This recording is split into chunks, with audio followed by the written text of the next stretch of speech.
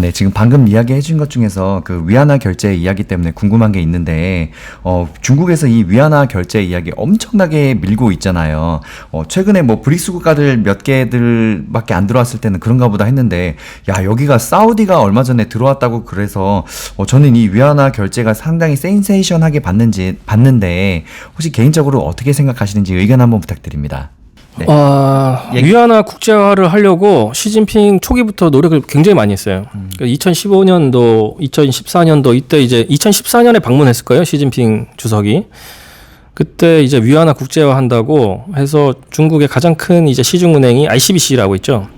신라 호텔 빌려가지고 굉장히 크게 이제 컨퍼런스를 했어요. 저도 그 자리에 갔었고.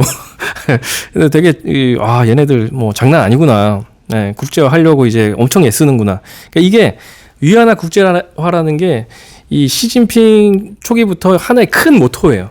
네, 큰 모토. 뭐 샤오캉, 그 다음에 위안화 국제화 뭐 이런 게 몇 가지 모토가 있는데, 그래서 그 일환이다. 예, 이게 뭐 갑자기 튀어나온 얘기는 아니고 위안화 국제화를 하고 싶어 하는데 지금까지 잘 안 된 거다. 예, 이렇게 말씀드릴 수가 있고, 최근에 뭐 이제 그쪽에서 이제 뭐 결제를 할 수 있는 그런 이제 루트가 열린 거죠. 예. 근데 아직까지는 그 교역량이라든지 규모 면에서 굉장히 좀 작은 규모고, 사실은 중국이 위안화를 국제화를 제대로 하려면 자본시장을 제대로 개방을 해야죠. 외환시장과 주식시장을 개방을 해야 되는데, 근본적인 문제를 해결하라. 주식시장도 제대로 개방이 안 돼 있죠. 사실 주식시장도 왜 5%밖에 안 되냐?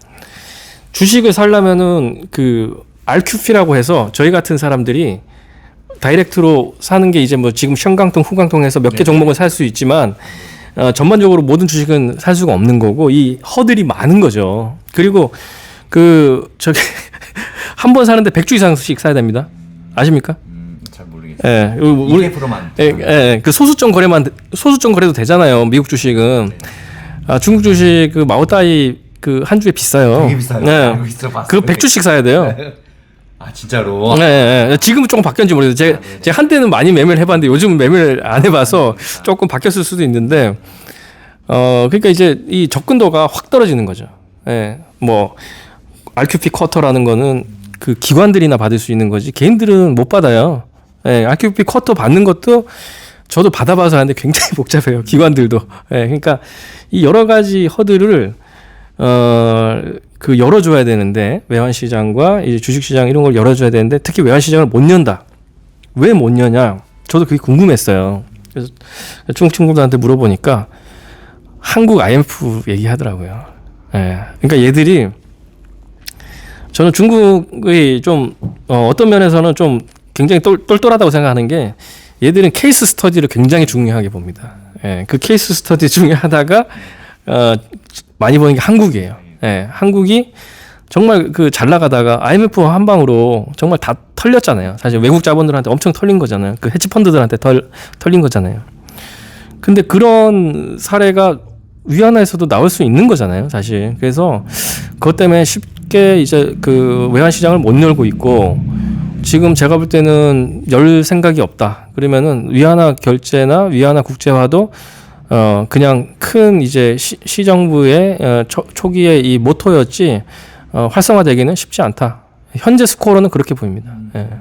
중요한 이야기 해주셨습니다. 먼저 이 자본시장에 우리가 투자를 하려면 접근적으로 열어야 되죠. 접근성이 좋아야 되죠. 네. 단돈 10,000원짜리 한 주라도 누구나 쉽게 거래할 수 있어야 전 세계 수많은 돈이 들어올 텐데, 정작 중국 정부 본인들은 이런 것들을 할 생각이 별로 없어 보인다는 것. 그렇죠. 그런데 그 이유가 중국은 과거 사례를 중요시하기 때문에. 네. 그렇죠. 우리나라 망했던 사례도 네. 그렇고, 그렇죠. 사실 이게 개인마다 뭐 생각이 다르지만 저 개인적으로는 IMF 를 때린 게 미국이 이제 한국을 한번 싹 털고 가려고, 돈벌이를 이용해서 가려고 뭐 장난친 게 없지 않아 있다고 생각해요. 왜냐하면 뭐 우리나라 건물 막 빌딩들 헐값에 샀다가 뭐 열 몇 배씩 붙여서 기업들 팔고 막 그런 거를 너무 많이 했기 때문에. 그렇죠. 전부 다 자기네들만 돈 벌고 그냥 나간 거 아니에요.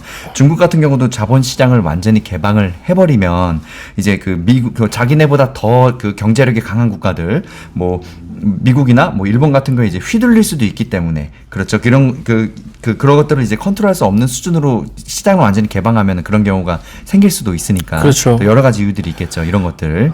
한국 걸로 알 수 있다고 보는 거고요. 약탈적 자본이라는 거는 항상 존재하기 때문에 위험하다 이렇게 보는 거죠. 그러니까 아까 조지 소로스 말씀도 드렸지만 그 사람도 위안화 같은 거 공격해버리는 거죠. 그래서 뭐 자기가 이제 약세될 때 크게 먹을 수 있게 그렇게 하는 거고, 그게 개방이 됐었으면 더 가지고 놀았겠죠. 개방이 안 됐기 때문에 그게 좀 한계가 있었고 잘 안 된 거죠. 결론적으로. 그래서 중국은 그 손자방법 보셨죠? 네. 손자방법 보고 어떤 걸 느끼냐면은 중국은 이제 케이스 스터디의 나라다. 손자방법은 거의 케이스 스터디예요. 그리고 삼국지 보셔도 뭐 유비하고 뭐 이렇게 뭐 그 누군가요? 제갈량 이렇게 얘기한 거 보면 거의 케이스 스터디 얘기예요. 그래서 남들이 어떻게 한 거, 어떤 사고가 터졌다, 사건 사고, 이런데 이제 굉장히 좀 민감하게 항상 보고 있기 때문에 한국이 털린 거, 이거를 굉장히 무서워하고 있는 것 같습니다. 네. 네, 다음 이야기 해보겠습니다. BYD나 CATL 같은 경우 실적 발표 보면 진짜 규모가 엄청나더라고요. 하지만 주가는 잘 따라가지 않는 느낌입니다. 물론 지금 심천에는 지금 탑클래스에 둘 다 1, 2위에 와 있죠. 그렇긴 합니다만 중국에서 이 발표하는 실적들 당연히 믿어도 되겠죠. 믿어도 돼야 되는데 제가 이 질문을 왜 드리냐면 사람들이 생각보다 중국에서 이 발표하는 데이터들을 생각보다 신뢰를 너무 안 하는 것 같아요. 어떻게 보면 또 재미있는 관점인데 혹시 어떤 의견 갖고 계신지 이야기 한번 부탁드립니다.